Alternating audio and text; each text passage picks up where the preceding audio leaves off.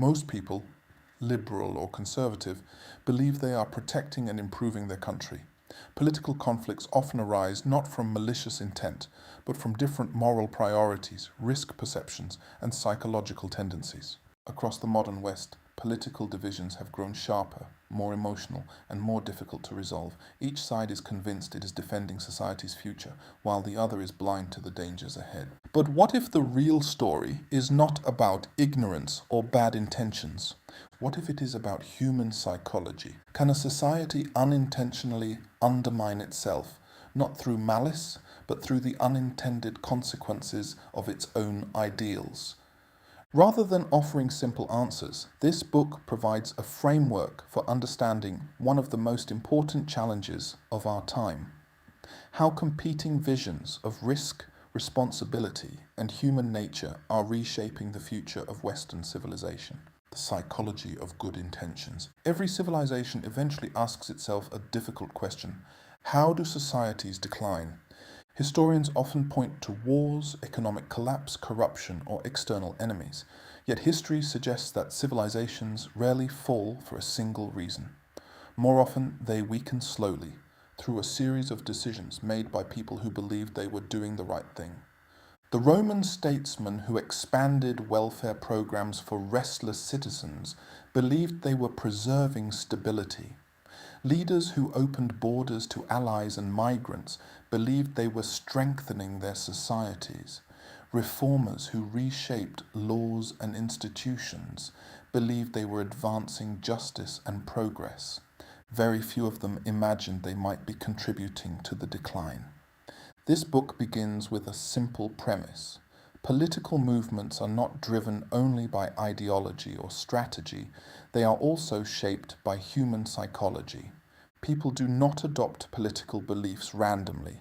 Our views are shaped by moral instincts, social environments, emotional responses to suffering, and the information we consume daily.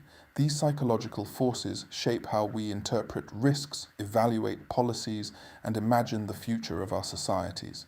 In modern Western democracies, one set of political ideas, often associated with liberal or progressive thought, has come to dominate many influential institutions, including universities, media organizations, and cultural centers. Supporters see these ideas as the natural evolution of democratic values: compassion for the vulnerable, equality under the law, global cooperation, and cultural openness. Critics see something different. They worry that some of these ideas may unintentionally weaken the very social structures that made Western societies prosperous and stable in the first place. This book does not begin with the assumption that one side is entirely right and the other entirely wrong. Instead, it explores a deeper question. How do well-intentioned beliefs sometimes produce consequences their supporters never expected? To answer that question, we must look beyond slogans and political labels and examine the psychological patterns that shape human thinking. For example, people who place a strong moral emphasis on compassion may naturally support policies designed to help vulnerable groups, even when critics warn of potential long-term risks. Those who see themselves as citizens of a global community may prioritize international cooperation over national boundaries, while others fear that weakening shared identity could undermine social cohesion. At the same time, human beings are deeply social creatures. We often adopt beliefs that signal belonging to the communities around us, our universities, workplaces, professional networks, and cultural institutions. Over time, these environments can create powerful echo chambers in which certain ideas seem unquestionably true, while opposing perspectives appear irrational or even immoral. Psychology also indicates that once people strongly identify with a belief system, they rarely abandon it. When evidence challenges our views, we often reinterpret that evidence rather than reconsider the belief itself. This tendency, known as cognitive dissonance, exists across the political spectrum.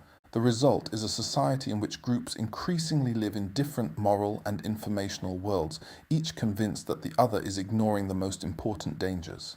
Some fear inequality, discrimination, and environmental catastrophe.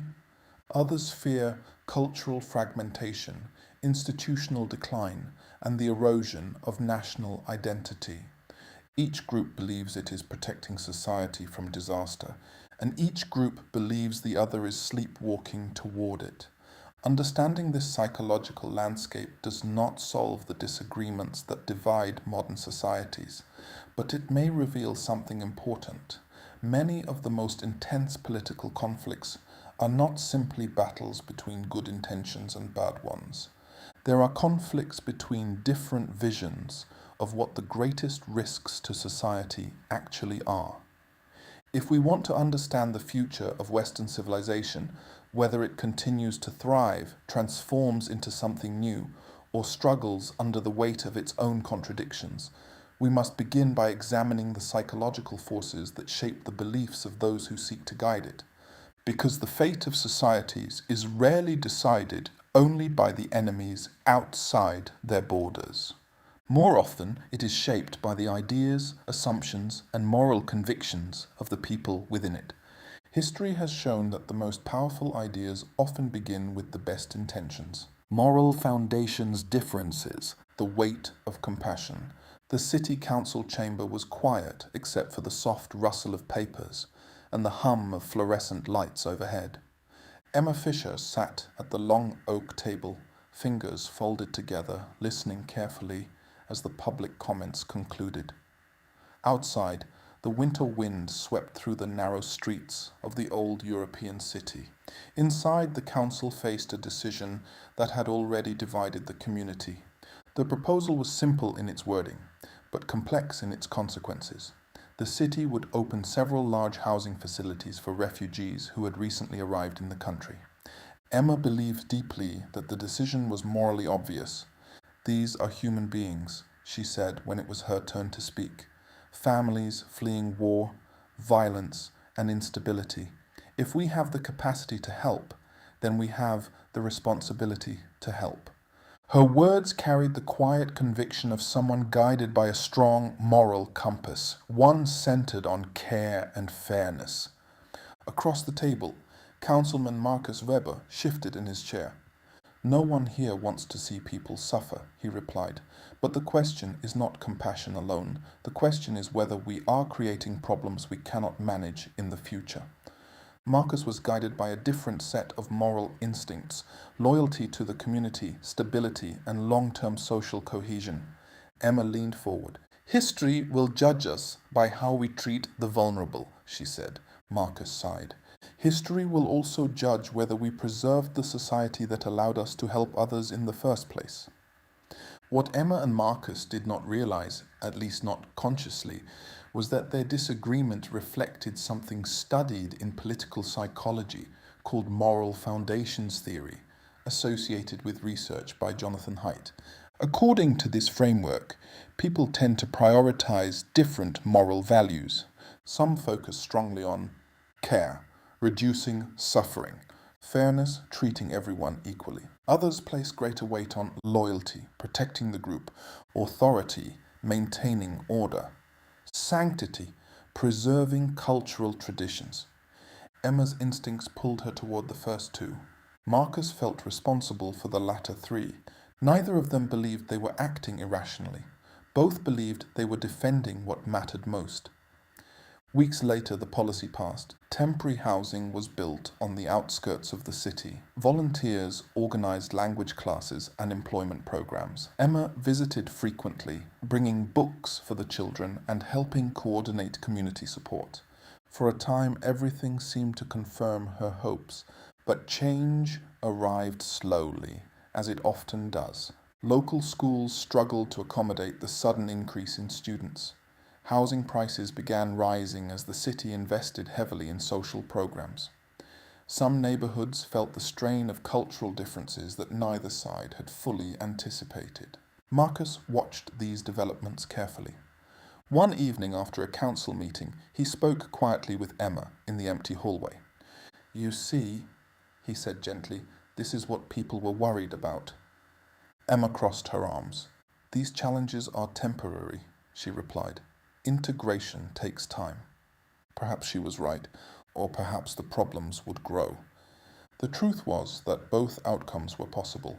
Political disagreements like this often arise not because one side wants harm, but because each side fears a different type of harm.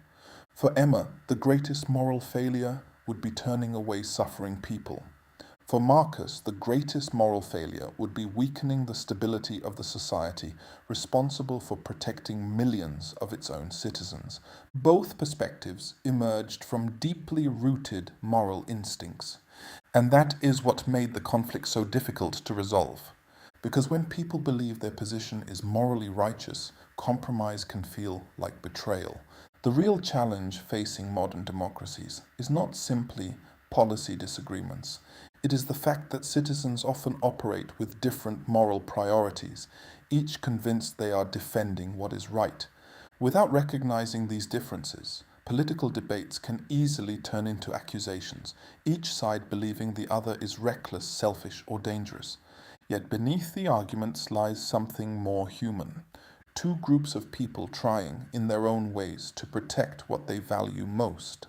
Empathy and humanitarian focus, the city of open doors. The rain fell softly over the stone streets of the old European city, turning the yellow lamplight into shimmering reflections across the pavement. Inside the mayor's office, Anna Keller stared at the newspaper headline spread across her desk. Dozens of families had arrived on the southern coast. By morning, the national government had asked cities nationwide to accept relocation groups. Anna leaned back in her chair. To her, the decision felt simple. She had spent years working with humanitarian organizations.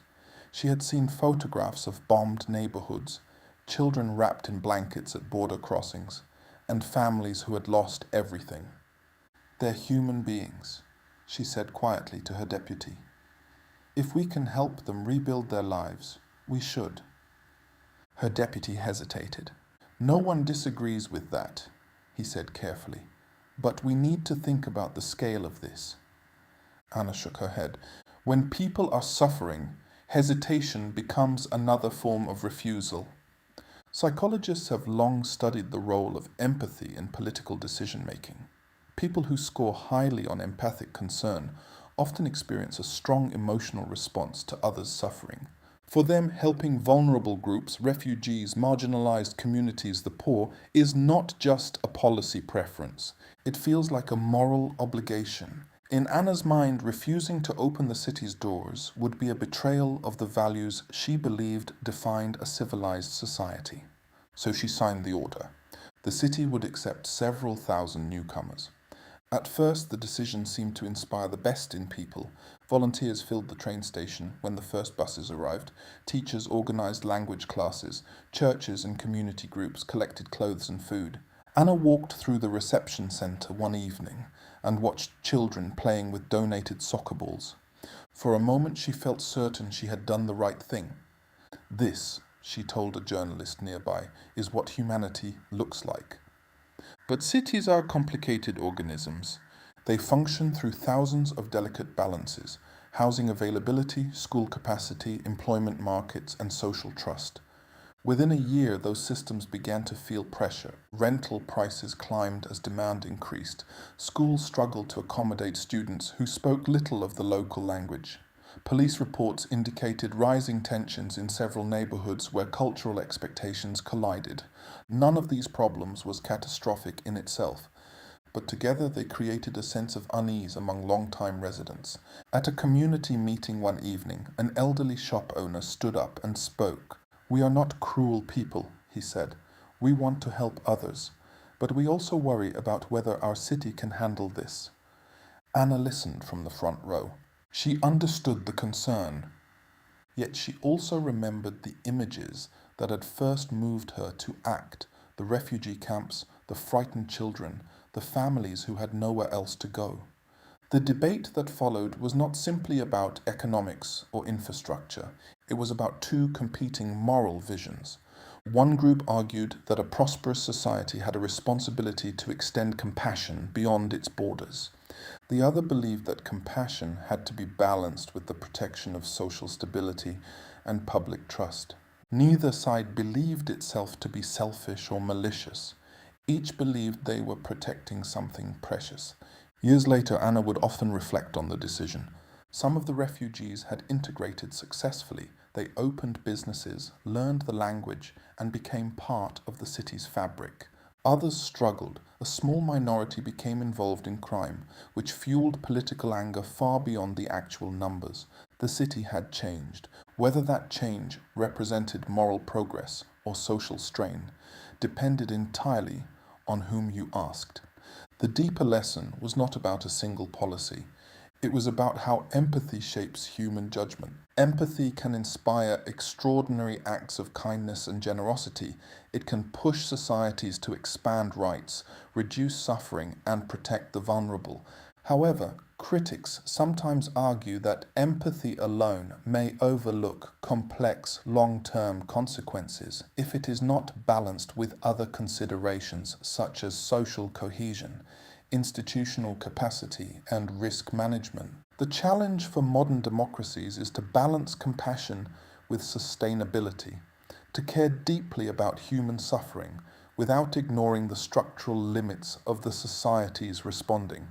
Because when moral instincts collide, the debate rarely feels like a technical disagreement. It feels like a struggle over what kind of society people want to be. Optimism, bias about human behavior, the assumption of goodwill. The council chamber overlooked the river that cut through the center of the city, its dark water reflecting the glow of streetlights in the winter evening. David Hartmann stood at the podium with a stack of papers in his hand. "We cannot build a society on suspicion," he said calmly. "If we believe people are capable of change, then our institutions must reflect that belief." David had spent most of his career advocating for reforms in the criminal justice system. He strongly believed in rehabilitation, education programs in prisons, early release opportunities, and policies that afforded offenders the chance to reintegrate into society. Across the room, Police Commissioner Ingrid Keller watched him carefully. She respected David. He was thoughtful, articulate, and sincere. But she also knew something he did not experience every day: the unpredictable reality of dealing with dangerous individuals. "Most people can change," David continued. "If we give them support, guidance, and dignity, they will choose a better path." The audience nodded politely. The argument appealed to something deep within the human conscience: the hope that people are fundamentally good. Psychologists refer to a common tendency called optimism bias. It describes the human tendency to assume that positive outcomes are more likely than negative ones. In social contexts, this bias often appears as a belief that people are generally trustworthy, cooperative, and capable of improvement. This belief can inspire policies built on rehabilitation rather than punishment, integration rather than exclusion, trust rather than suspicion. Supporters view these policies as enlightened and humane. Critics sometimes worry that they underestimate the possibility of harm. A year later, David's proposal became law. The city launched a comprehensive rehabilitation initiative for non-violent offenders. Education programs expanded inside prisons, early release opportunities increased, and local businesses were encouraged to hire former inmates. At one point, the program appeared promising. Several formerly incarcerated individuals completed vocational training and secured stable employment. Newspapers published hopeful stories about people rebuilding their lives. David read those articles with quiet satisfaction. "This is what happens," he told a reporter, "when society believes in people." But one autumn night, the police received a call that would reignite the debate. A man who had been released early under the new program had committed a violent robbery in a neighborhood market. No one was killed, but the shop owner was badly injured. By morning, the story dominated the local news. Opposition politicians demanded an investigation. At an emergency meeting, Commissioner Keller addressed the council. "The majority of participants in the program are doing well," she said carefully. "But we cannot ignore the fact that some individuals remain dangerous." Her tone was measured, but the message was clear. Policies built on optimism had collided with the unpredictability of human behavior. The city quickly divided into two camps. Supporters of the reform argued that one tragic case did not invalidate the broader success of helping hundreds of people rebuild their lives. Critics argued that the policy had been based on an overly optimistic assumption about human nature. If even one dangerous person slips through, one columnist wrote, the cost can be devastating. Both sides believed their reasoning was obvious. Both believed the other side was ignoring reality. Human beings are complicated. Some people change when given the opportunity and support, others do not. The challenge for policymakers is that no system can perfectly distinguish between the two. Optimism about human behavior can inspire generous and humane institutions. But if that optimism becomes too confident, critics fear it may overlook the small minority of individuals capable of serious harm. Late one evening, David and Commissioner Keller found themselves alone in the council building after another long meeting. David stared out the window at the quiet city streets. I still believe most people want to do the right thing, he said softly. Keller nodded. So do I, she replied. Then she added something he had not expected. But my job has taught me something else as well. He turned toward her.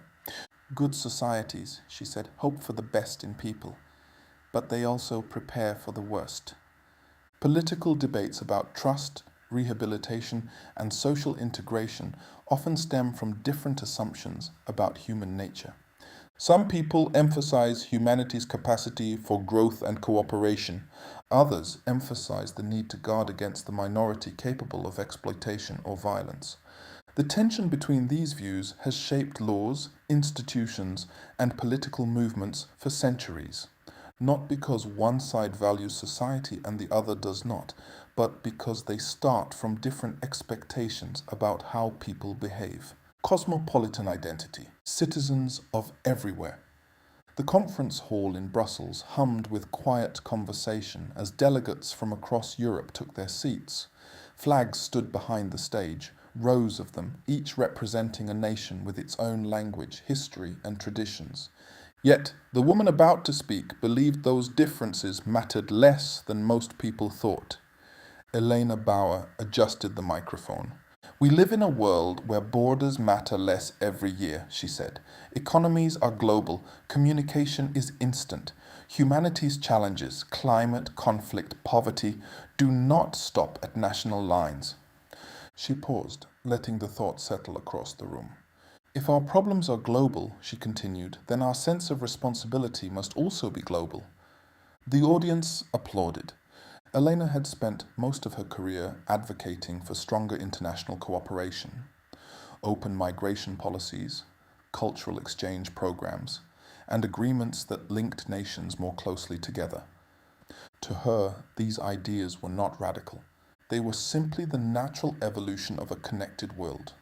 Political psychologists often describe this outlook as cosmopolitan identity. People with a strong cosmopolitan orientation tend to see themselves primarily as members of a global human community rather than exclusively as citizens of a particular nation. This perspective can encourage support for policies such as international institutions and cooperation, immigration and open cultural exchange, multicultural societies that blend traditions and identities. Supporters often view this as a form of moral progress, an expansion of empathy beyond borders. But critics sometimes worry about something else entirely. Several hundred kilometers away, in a small industrial town, Thomas Richter watched Elena's speech on a television in a cafe. He turned the volume down and shook his head.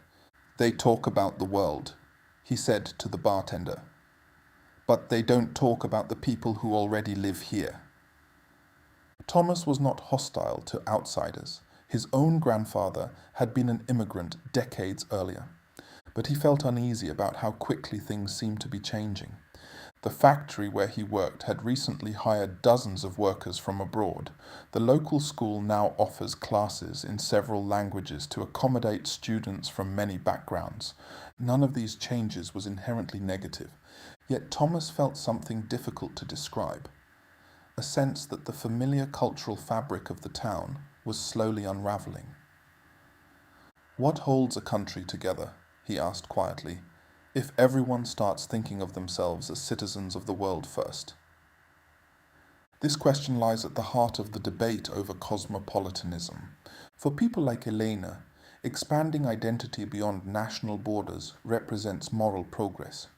If human beings share the same basic dignity, then why should compassion stop at the edge of a map?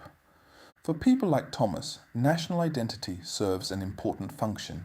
Shared language, culture, and history create social trust and cooperation.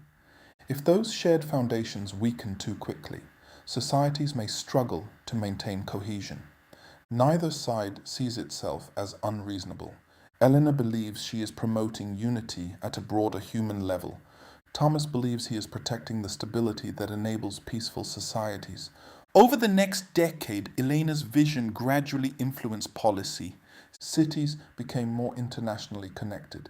Cultural diversity increased. Universities and corporations celebrated global collaboration. In many ways, the results were impressive. New businesses emerged, international students enriched academic institutions, cultural festivals filled city streets with music and food from around the world. But not everyone experienced the changes the same way. In some communities, rapid transformation produced anxiety and resentment among residents who felt their traditions were being pushed aside. Political movements began forming around the promise of restoring a stronger national identity. One evening, years after that conference in Brussels, Eleanor sat across from Thomas during a televised town hall debate. "You speak about global citizenship," Thomas said respectfully. "But people need something closer to home, a shared story about who they are together." Elena considered his words. "I don't think those things are incompatible," she replied. "We can be proud of our nations and still recognize our responsibility to the wider world." Thomas nodded slowly. "Maybe," he said, "but if we forget what makes a nation feel like a nation, we might lose something we can't easily rebuild." The debate between cosmopolitanism and national identity is one of the defining political tensions of the modern era. Globalization has made societies more interconnected than ever before. At the same time, many people continue to rely on national identity as a source of belonging and social trust. Finding the balance among these forces remains a central challenge for modern democracies. Too much isolation can limit cooperation and compassion across borders. Too much disregard for national cohesion can create anxiety among citizens who feel their shared identity slipping away. Between those poles lies the difficult work of maintaining both human solidarity and stable communities, and every generation must decide where that balance should be drawn. Social signaling and group identity, the room where everyone agreed. The lecture hall at the university was full long before the professor arrived. Students filled the wooden seats, laptops open, coffee cups balanced on notebooks. At the front of the room hung a banner for the evening's discussion: Global Justice and the Future of Society. Daniel Weber slipped into a seat near the back. It was his first semester at the university, and he was still learning the subtle rules of the place. The expectations that were never written down, but seemed to guide almost every conversation. A graduate student stepped up to the microphone. "In modern societies," she began confidently, "we must move beyond outdated national thinking and embrace a more inclusive and compassionate global perspective." The audience nodded approvingly. Daniel glanced around the room. No one appeared surprised by the statement. In fact, the reaction felt automatic, as if everyone already knew the correct response. He wondered what would happen if someone disagreed. Human beings rarely form opinions in isolation. Much of our thinking is shaped by the groups we belong to and the environments we inhabit. Psychologists call part of this process social signaling, the way people express beliefs that demonstrate alignment with their social community. Supporting certain ideas can signal that a person is educated, compassionate, progressive, intellectually sophisticated. In many environments, those signals carry real social rewards: approval, friendship, professional opportunities, and status. But the same mechanism can also create strong pressure toward conformity. Over the next few months, Daniel noticed something interesting. In seminars, certain viewpoints consistently received enthusiastic approval. Others were met with uncomfortable silence. One afternoon, during a discussion about immigration policy, a student raised a cautious question. Should we also consider how rapid cultural change might affect social cohesion? The room grew quiet. The professor responded politely, but quickly redirected the conversation toward the humanitarian benefits of open migration. After class, Daniel overheard two students talking in the hallway. His question sounded a little reactionary, one of them said. The word hung in the air like a warning. Daniel began to understand something subtle about the environment around him. Certain opinions did not merely disagree with the group, they signaled membership in the wrong group. Years later, Daniel found himself working in a consulting firm in a major city. The office was filled with talented, ambitious professionals, many of them graduates of the same universities he had attended. At lunch, conversations often drifted toward politics. Daniel noticed the same patterns he had seen in college. Support for international cooperation, multicultural policies, and progressive social values was expressed almost automatically. These ideas signaled not only political beliefs, but also membership in a shared cultural identity. One evening during drinks after work, a colleague asked an unusual question.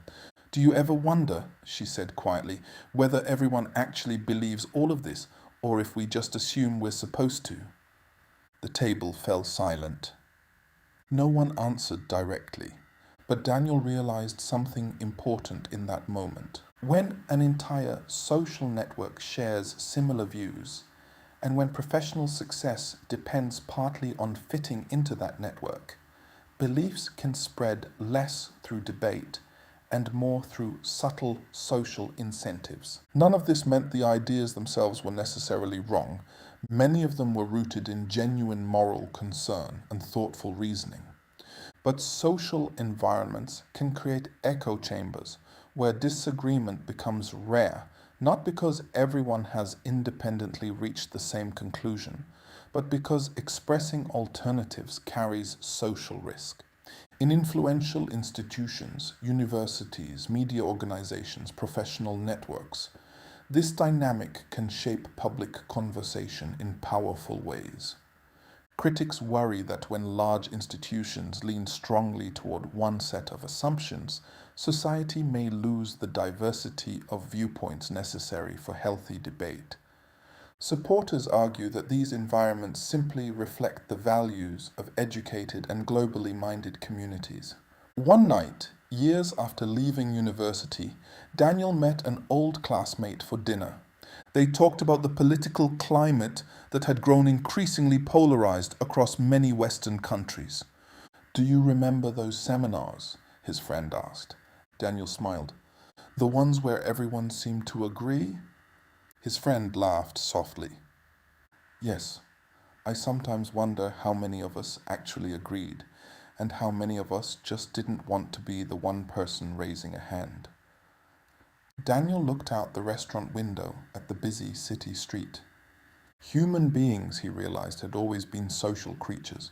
We form tribes, communities, and networks, and those groups shape not only our friendships and careers, but also the beliefs we express. Sometimes those shared beliefs lead societies toward progress. Sometimes they create blind spots that only become visible years later. And the challenge for every generation is learning how to maintain belonging without losing the courage to question the group. Cognitive dissonance, the policy that could not fail. The morning briefing room smelled faintly of coffee and printer ink as advisors gathered around the long conference table. At the head sat Minister Laura Schneider, flipping through a report with growing frustration. This can't be right, she said. Across from her, policy analyst Martin Keller shifted uneasily in his chair. I'm afraid the numbers are correct, he replied. The program is costing more than projected, and the outcomes haven't improved. Laura closed the report slowly. 3 years earlier, She had championed the initiative as one of the most compassionate reforms in the country's modern history. The policy was designed to expand social services and integrate marginalized communities into the workforce through government-supported programs. At the time, the proposal had been widely praised. Now the data told a more complicated story. The tension Laura felt was something psychologists have studied for decades.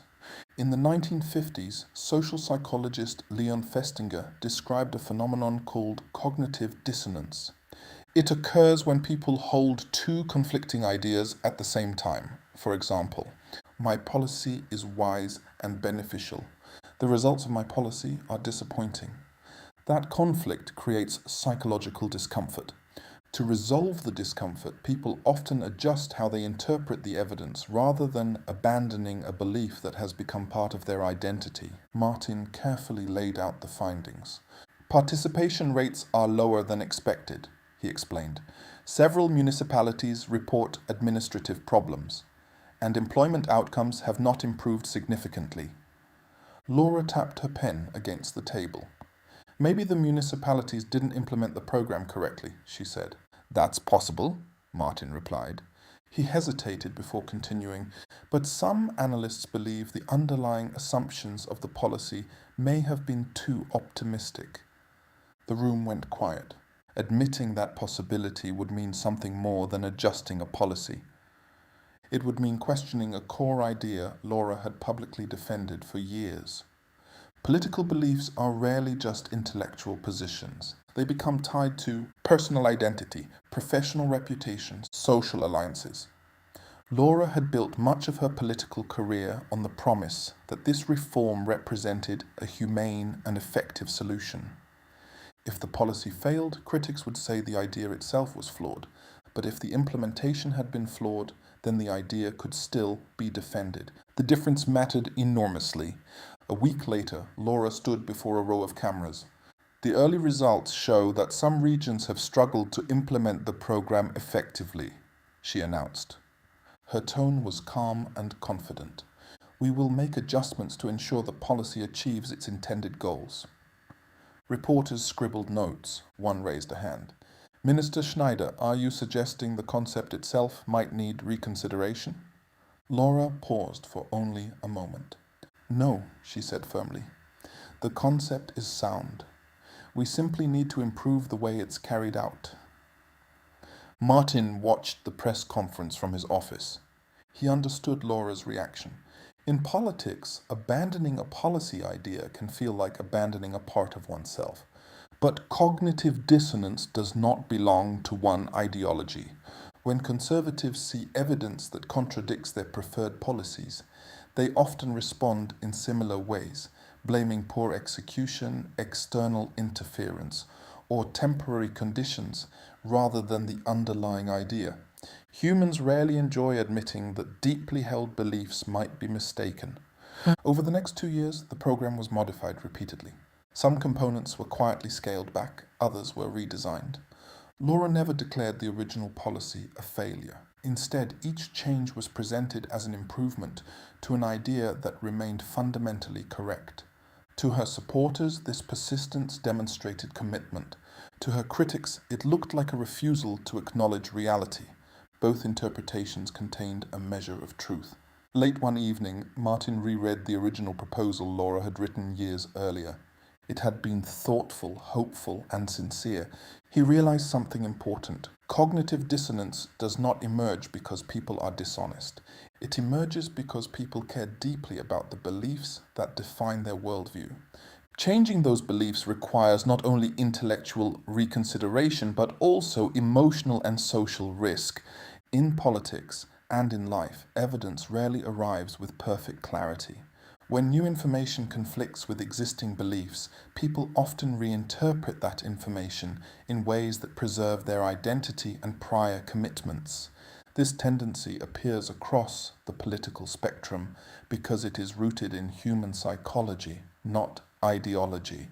Recognizing cognitive dissonance does not automatically solve political disagreements, but it can reveal something important about them. Many debates continue not because one side lacks evidence, but because both sides are defending ideas that have become part of who they believe themselves to be. And beliefs tied to identity are often the hardest ones to change. Media and information environments, the world inside the screen. On a quiet Sunday morning, Michael Adler sat at his kitchen table scrolling through the news on his tablet. Article after article appeared in his feed, each one confirming the same message. The country was moving in the right direction, new policies were improving society, and critics were exaggerating problems. Michael nodded as he read. "That's what I thought," he murmured. Across town, in a small apartment above a hardware store, Thomas Berger was reading the news on his phone.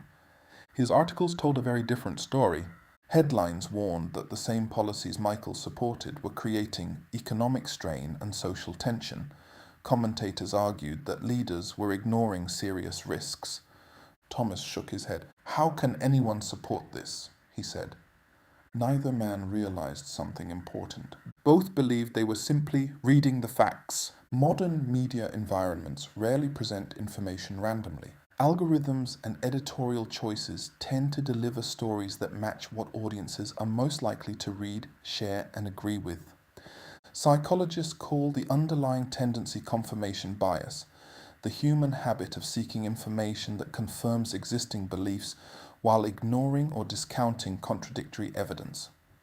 This idea connects to decades of research in psychology, including work by scholars such as Leon Festinger and later media researchers who studied how belief systems shape information consumption. Over time, these patterns can create echo chambers, where similar viewpoints circulate repeatedly within the same communities. Michael worked in a design firm in the center of the city. His colleagues shared articles in group chats throughout the day.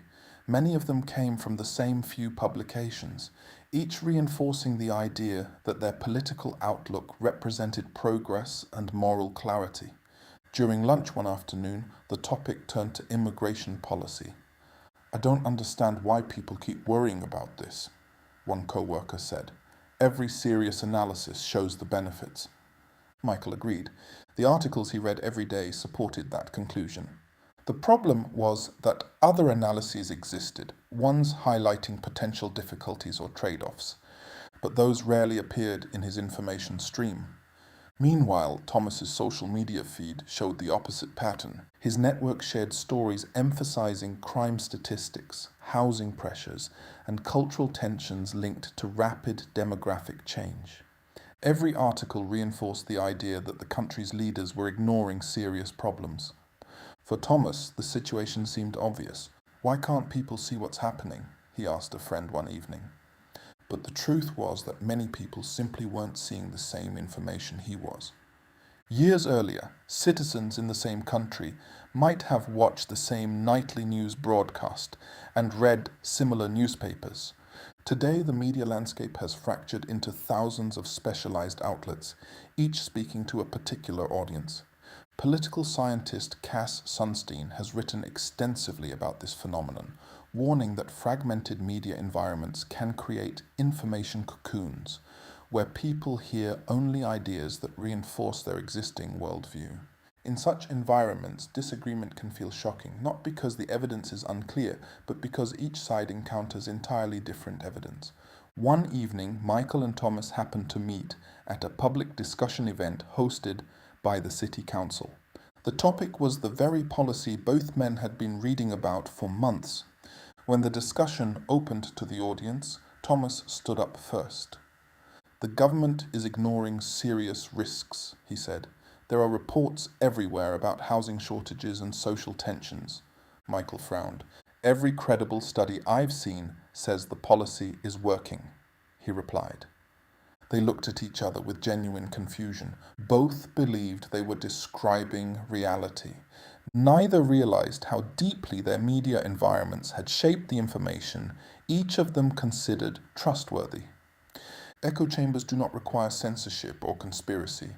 They emerge naturally when human psychology meets modern technology. People prefer information that confirms their beliefs, avoids uncomfortable contradictions, aligns with the views of their social community. Media platforms, seeking engagement and attention, often reinforce those preferences. Over time, entire communities can develop shared narratives that feel unquestionably true within the group, even while other communities see the same situation very differently. Late that night, after the event ended, Michael walked home through the quiet streets. He replayed the conversation in his mind. For the first time, he wondered whether the information he consumed every day might represent only one slice of a much larger picture. The thought made him uneasy. But it also revealed something important about the modern world. In an age of limitless information, the greatest challenge may not be access to knowledge. It may be learning how to step outside the comfortable stories our own media environments tell us. Because when societies divide into competing information worlds, debates stop being disagreements about solutions. They become disagreements about reality itself. Long-term versus short-term thinking, the promise of tomorrow. The council chamber overlooked a crowded city square where commuters hurried toward buses and trains. Inside, the debate had been running for nearly 3 hours. At the center of it stood a proposal that had divided the city. Mayor Lena Hoffman adjusted her glasses and looked around the room. "We need to think beyond the next election cycle," she said. "The choices we make today will shape this city 20 years from now." On the table before her lay a thick policy report outlining a series of reforms. Expanded social welfare programs, housing subsidies, and new initiatives designed to integrate thousands of recently arrived immigrants into the workforce. Supporters believed the plan would transform the city over time. Critics believed the costs would be felt immediately. Political disagreements often arise not only from different values but also from different time horizons. Some people evaluate policies primarily through long-term outcomes, how decisions made today might benefit society decades later. Others focus on immediate consequences, the practical effects on institutions, communities, and resources in the present. Both approaches reflect reasonable concerns. But when they collide, the same policy can appear either visionary or reckless, depending on the perspective. Mayor Hoffman believed the city faced a demographic reality. Birth rates had been declining for years. Local industries warned of labor shortages. Economists argued that attracting new workers could help sustain economic growth and maintain the tax base needed to support aging populations. "If we invest in integration now," Lena said during the meeting, "we will gain skilled workers, entrepreneurs, and taxpayers in the future." She tapped the report. "The short-term costs are real, but the long-term benefits could be enormous." Her allies nodded. For them, the proposal represented a forward-looking investment in the city's future. Across the table, Councilman Eric Brandt flipped through the same report with a skeptical expression. "No one here denies the long-term potential," he said, "but the people living in this city today are already feeling pressure." He pointed towards several highlighted sections. Housing demand had increased sharply. School systems were struggling to accommodate new students. Municipal budgets were being stretched by expanded services. "These are not theoretical problems," Eric said. "They're happening right now." To him, the plan seemed to assume that long-term benefits would eventually outweigh present-day costs, but he worried that those costs might accumulate faster than the benefits arrive. The policy passed after months of debate. Integration programs expanded, language schools opened across the city, new housing projects were approved to accommodate population growth. At first, the results were mixed. Some newcomers quickly found work in construction, healthcare, and service industries. Local businesses welcomed the additional labor, but other parts of the system struggled. Public transportation became more crowded. Waiting lists for affordable housing grew longer.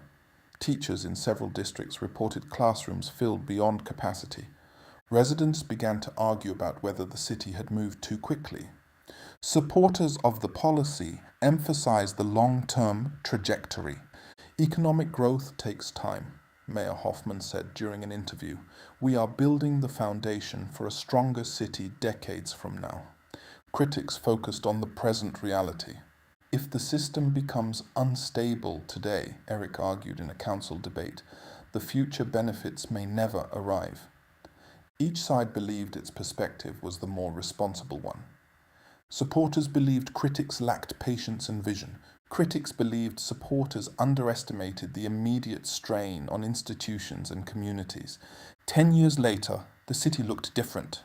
Several immigrant-owned businesses had become successful. The labor market had expanded. New cultural festivals filled the streets each summer. At the same time, housing shortages persisted, and political tensions had grown among residents who felt the pace of change had been too fast. Neither side could claim complete vindication. The policy had produced both benefits and challenges. Some predicted, others unexpected. The conflict between short-term caution and long-term optimism appears throughout modern political debates. Policies designed to address complex social problems often involve trade-offs between present costs and future possibilities. Supporters emphasize the potential for progress if societies are willing to endure temporary difficulty. Critics emphasize the risk that institutions may be weakened before those future benefits appear. Both concerns are grounded in real-world experience, and because the future cannot be known with certainty, societies must constantly decide how much risk they are willing to accept today in the hope of improvement tomorrow. Different risk perceptions, the danger you do not see. The emergency meeting began just after sunset. Outside the government building, the city lights reflected off the river, but inside the conference room, the atmosphere was tense. 2 reports lay on the table. Both described threats facing the country. Both were written by respected experts, yet they warned about entirely different dangers. Minister Sophia Klein picked up the first report. This study shows growing inequality across the country, she said. If we ignore it, social unrest could destabilize our society in the long term. Across the table, Security Advisor Lucas Hartman opened the second report. And this one shows rising border pressures and cultural tensions, he replied. If we ignore those, we could destabilize society much sooner. The room fell silent. Both dangers were real. But the government had limited time, money, and political capital. They could not treat every risk as equally urgent. Human beings do not evaluate threats purely through statistics. Psychologists have found that risk perception is strongly shaped by values, experiences, and moral priorities. Research in political psychology suggests that people across ideological groups often prioritize different categories of danger. Some focus on risks connected to social justice and humanitarian harm such as inequality, discrimination, environmental damage. Others focus on risks connected to security and stability such as crime, border control, national cohesion. Each group tends to see the dangers they prioritize as obvious and urgent, while viewing other threats as exaggerated or secondary. Minister Klein believed the country's greatest danger was internal inequality. She had spent years studying how economic disparities could erode trust in institutions. If too many people feel excluded, she said during the meeting, the entire democratic system could weaken. Her proposal focused on expanding social programs and investing heavily in integration policies for marginalized communities. But Lucas Hartman saw the situation differently. He had spent decades in security services, studying instability in other regions. Societies collapse quickly when social trust breaks down, he said. Rapid demographic changes and weak border control can produce exactly that kind of tension. His plan emphasized stronger security measures and more cautious immigration policies. Over the next few months, the argument spread beyond the conference room. Newspapers published editorials supporting both perspectives. Television debates filled the airwaves. Supporters of Klein's approach warned that ignoring inequality and discrimination would create long-term social fracture.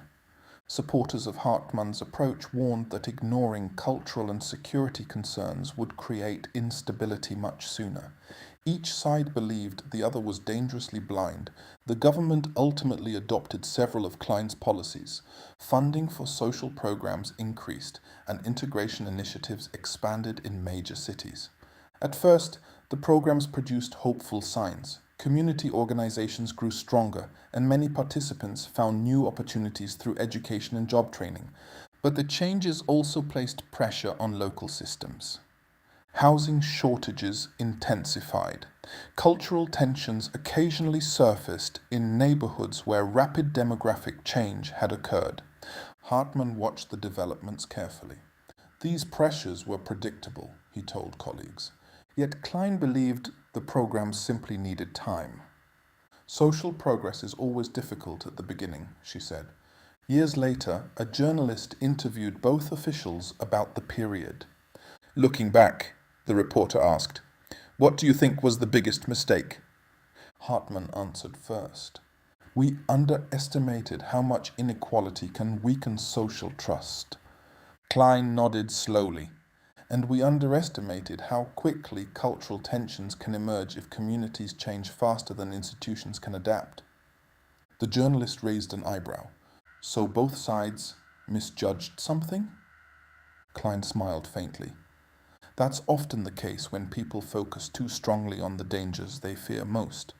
Different perceptions of risk shape nearly every political debate. One group may see inequality as the greatest threat to stability. Another may see cultural fragmentation or security risks as more urgent. Neither perspective is purely irrational. But when societies become divided over which dangers deserve the most attention, compromise becomes difficult. Because if one group believes the house is threatened by fire while the other believes it is threatened by flooding, their proposed solutions will rarely look compatible. Yet the truth of complex societies is that multiple risks often exist at the same time. The challenge for leaders and citizens is learning to recognize dangers outside their own instinctive focus. Because sometimes the greatest threat is not the risk we see clearly. It is the one we assume does not exist. Different risk perceptions. The danger you do not see. The emergency meeting began just after sunset. Outside the government building, the city lights reflected off the river. But inside the conference room, the atmosphere was tense. 2 reports lay on the table. Both described threats facing the country. Both were written by respected experts, yet they warned about entirely different dangers. Minister Sophia Klein picked up the first report. "This study shows growing inequality across the country," she said. "If we ignore it, social unrest could destabilize our society in the long term." Across the table, security advisor Lucas Hartmann opened the second report. "And this one shows rising border pressures and cultural tensions," he replied. "If we ignore those, we could destabilize society much sooner."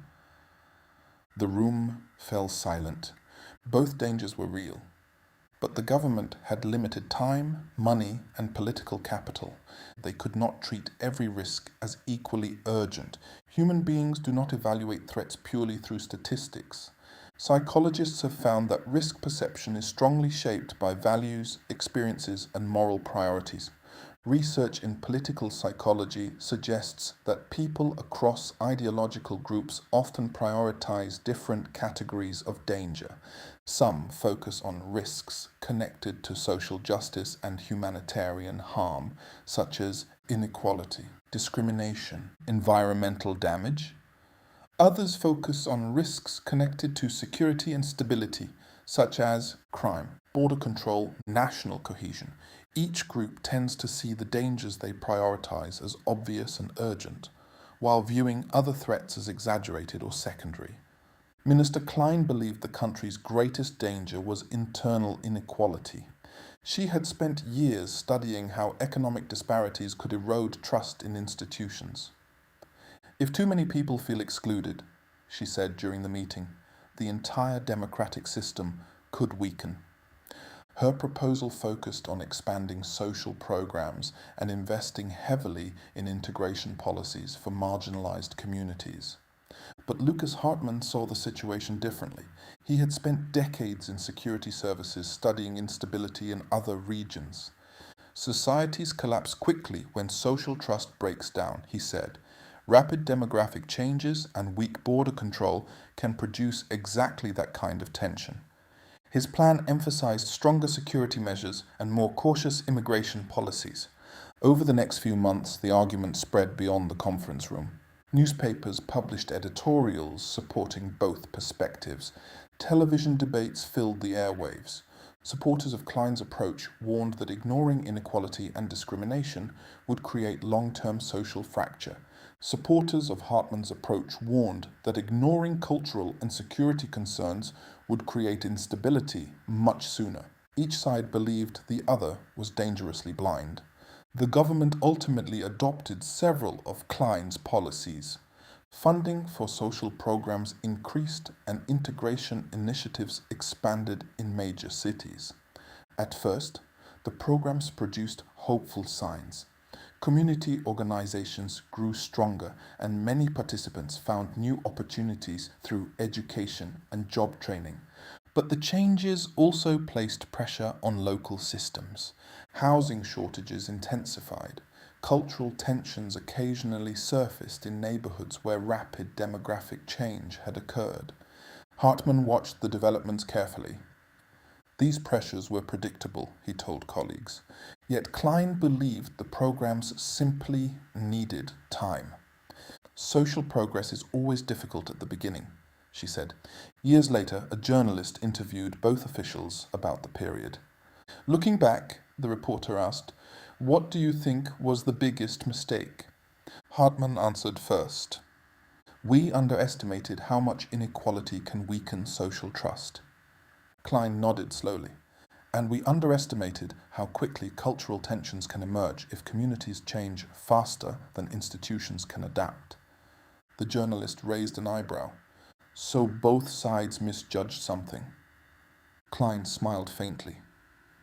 "That's often the case when people focus too strongly on the dangers they fear most. Different perceptions of risk shape nearly every political debate.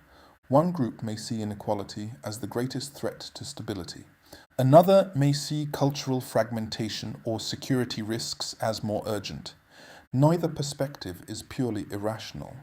But when societies become divided over which dangers deserve the most attention, compromise becomes difficult.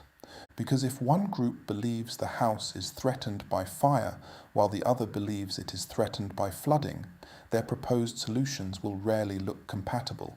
Yet the truth of complex societies is that multiple risks often exist at the same time. The challenge for leaders and citizens is learning to recognize dangers outside their own instinctive focus. Because sometimes the greatest threat is not the risk we see clearly, it is the one we assume does not exist.